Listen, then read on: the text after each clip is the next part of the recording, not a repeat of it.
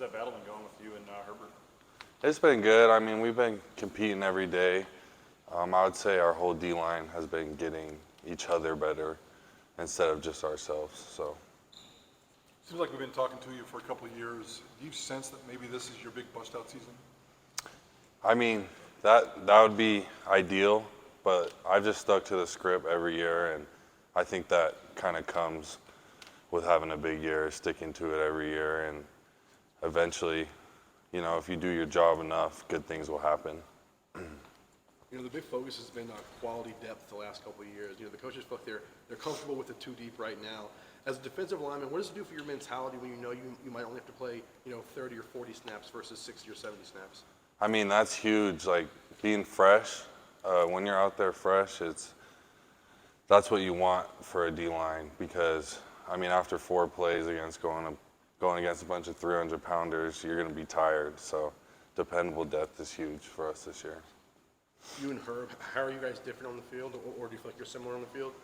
I feel like we're pretty similar, but I mean, he's honestly a freak athlete, and he's been someone that even I could learn from this year. So. What type of selflessness kind of comes with playing that nose position? Because you're not always the guy that gets to make the play, but yeah, sometimes you're setting it up for others or whatever. For sure. I mean, to be honest, we're taking the double teams most of the time, so I get what you're saying there, and it's more of like a technique game for us. If we're playing with our fundamentals and technique, then we'll kind of take up the blocks we need to for the linebackers to come free and stuff. Does that require, like a certain selflessness though? I mean, instead of shedding those guys and trying to make a play or something like that, or? I mean, for sure, but it's our job at the same time. I mean, that's what nose guard is, and we're still able to make plays at the end of the day if we're coming off blocks instead of hanging on them. So I don't know if this got back to Frank, but he was telling us yesterday that as he talked with coaches around the Mountain West, your name was the one that actually came up as a guy that was really difficult for them to deal with last year. Mm-hmm. So how do you make it a long day for an opposing offensive line? Like I said, really, if you're playing with great fundamentals and technique, it's hard to stop with a good pad level because really it's just a battle up front, and it's whoever can get the good leverage on each other, and I'm either pushing him back or he's pushing me forward. So, do you feel momentum throughout like the series that if you're doing better or if the offensive line's doing better, is there a feel in the trenches as far as which way the momentum's going? For sure. I mean, after a play, you definitely know who won that battle, but it's just on to the next play after that because it's so quick. So. What's it like lining up next to Scott Matlock? It's been great. I mean, that's another person I've learned so much from, and just the fact that I have that dominant of a 3-tech next to me gives me confidence because it all works together in our scheme. So. From your perspective, where is the offensive line different, better, improved from last season? I think they've improved a lot. This fall camp, it feels like up front it's been very competitive, and there's days where I feel like we would punch them in the mouth, and there's days where, they were bringing it to us. So it's been good. Have you always played nose dating back to your high school days? I actually played 3 technique in high school and a little bit of DN. I played 3 tech, all the way up till 2020 here. Okay.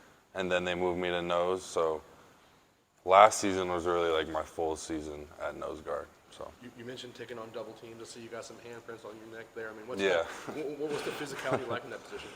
I mean, it's different. Like you kind of got to have a different mentality to play really any position on the D line, but especially nose guard because you might have 2 or 3 guys on you every play. What are Frank Miley's strengths as a coach?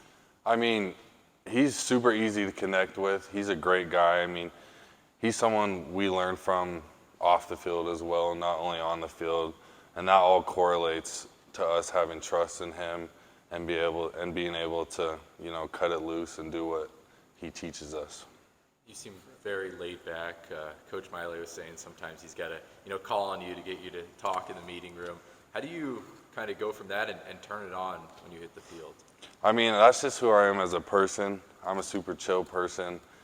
That's why I love football though, because that's the time where, I can turn that switch on. And I mean, that's how I've been my whole life. Just relax, and when it's time to go, it's time to go. You asked Frank yesterday how long the defensive line, or if the defensive line was, ready for this Oregon State test, and he kind of smirked and said you guys were 4 weeks ago, and then said, trust the process of preparing.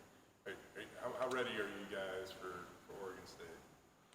I think we're super prepared, and I feel like we're in a really good position, especially with, a week and a half till the game, that we still have even more time to keep preparing. But I would say we've got a good jump on it for sure. How good do you feel this defense can be this year? I feel like we can be super dominant. I mean, this fall camp, it just seems like we've all clicked, and as long as everybody's doing their job from up front to the back end, then I think we'll be a great defense, elite. So, Where do you think you guys are going to be most improved from last year? I think we're gonna stop the run right off the bat this year, and that's really what is the most important, is stopping the run, and then transitioning to pass when that time comes. You say you guys have clicked. I don't know if there's anything to elaborate on there. How? Why? What's brought that out? We're just working well together. Like, I keep going back to this, but if everybody's doing their job and their fundamentals, then good things are just going to happen. That's just kind of how football works, especially with our scheme. And at least from the front to the linebackers, it just seems like everything's on point. Coaches keep talking about dependable depth, especially in the area of the front seven or the front on the defense. Because of that, do you guys feel like you've been practicing more physical this year? Yeah, we've had some physical practices, I'm not going to lie, but we needed that because that's what the game is, really. And if you don't practice going full speed, then when the game comes, you won't be ready. But How much different is it than last year? I mean, we definitely had physical practices last year, but I think we just succeeded more in them this year, if that makes sense. How has Coach Kagi helped you the last couple of years? He's been great. I'm someone that dealt with like a lot of surgeries and injuries, so he was able to like adjust some things for me, and I was still able to get like the proper training that I needed. How did he adjust it? Like, what does that mean? I mean, like, for example, if a lift was like hurting a certain joint that I got surgery on or something, then he would adjust it and give me another workout that I was still able to get that same like work in. Gotcha. Yeah. You mentioned your injuries. I think you had a shoulder coming out of Utah, right? What else have you had since, if anything? I had a shoulder out of Utah, and then I actually missed spring ball because I had to get my labrum fixed on this right side, and then my meniscus fixed on my left knee. With the neck or the fingerprints, I mean, who do you mostly go up against? What are most of your one-on-one battles with? I mean, I would say from the center to the guard, that's really where I am majority of the time. What did you learn about starting 11 games at this level? And, I mean, you had more snaps and playing time than you ever had, last year. I think consistency is something I learned. I mean, you're going to have bad plays, you're going to have good plays, but how are you going to come back the next play? So. You mentioned going up against the center and guards. KHG is healthy again this year. What does he add to the offensive line, and what's it like going up against him? Who was that again? Sorry. KHG, Kekani. Oh, okay. I mean, Connie, I've been going against him my whole career here, basically, and it's always a battle with him. It's fun because I'm actually really good friends with him, but he's solid. I mean, I wouldn't put anything past him. He's a great center, and I think he leads that O-line room for sure. He's built so low to the ground. How hard is it to get lower than that guy? Definitely. Yeah, I mean, you really got to play with good pad level against him, or he'll get you right in your chest and send you back.